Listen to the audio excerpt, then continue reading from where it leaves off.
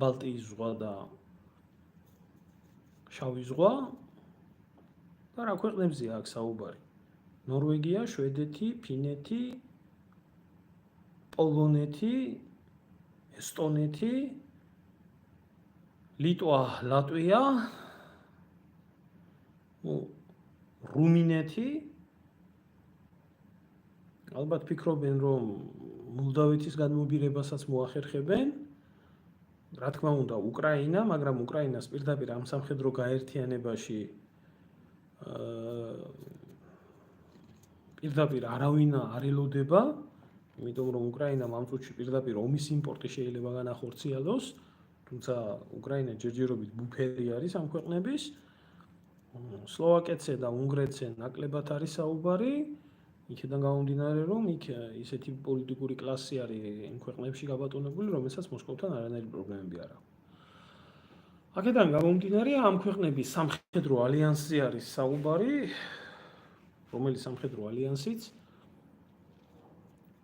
უნდა იყოს პირველი ბასტიონი მას შემდეგ, როდესაც უკრაინა დაიცემა.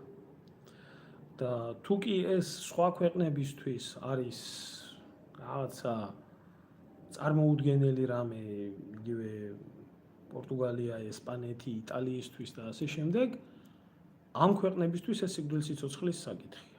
იმიტომ რომ რუსები ყველა უკვე ღიად ლაპარაკობს ამ საკითხთან დაკავშირებით, რომ უკრაინაში მოპოვებული გამარჯვების შემდეგ არანაირად არ გაჩერდებიან იქ, სადაც უნდა გაჩერდნენ.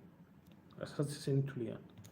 მათი მთავარი სამიზნე იქნება ბალტიისპირეთი, მით უმეტეს, როდესაც კალინინგრადის ოლქი არის მოქცეული სტრატეგიულ ალყაში და კალინინგრადის ოლქის მიმართებაში თავისი კორიდორების გაჭრა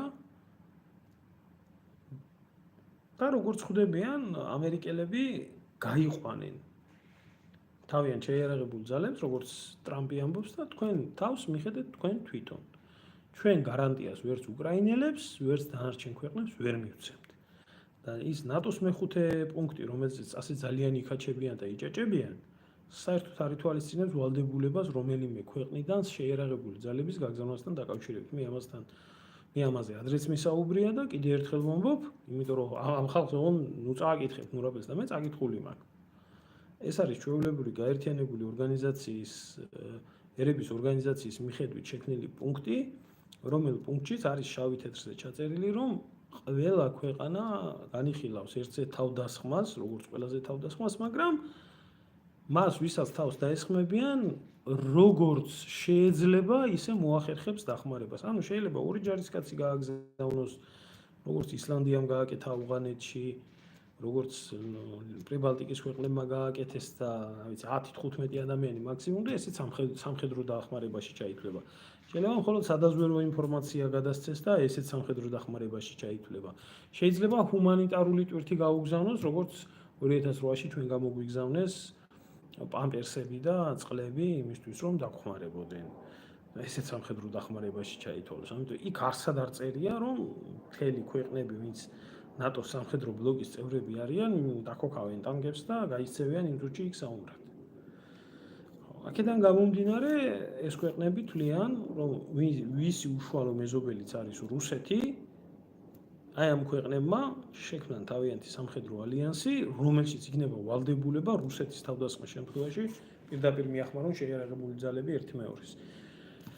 იმიტომ სხვანაირად ისინი დამოუკიდებლობას ვერ შეინარჩუნებენ. ახლა მე კითხვა მაქვს საქართველოში მოაზროვნე, მოფიქრა ბრძენებთან, რომლებსაც ჩაწერილი აქვთ ნატო და ევროკავშირი მაშინ რა ქვია კონსტიტუციაში, ხო არ ჩაწერთ ჩემო კარგებო ჩრდილოეთის გაერთიანებას ან ორ ზღვას შუა არსებულ სამხედრო ბლოკს კონსტიტუციაში, რომ ჩვენს გავხდეთ იმის წევრი.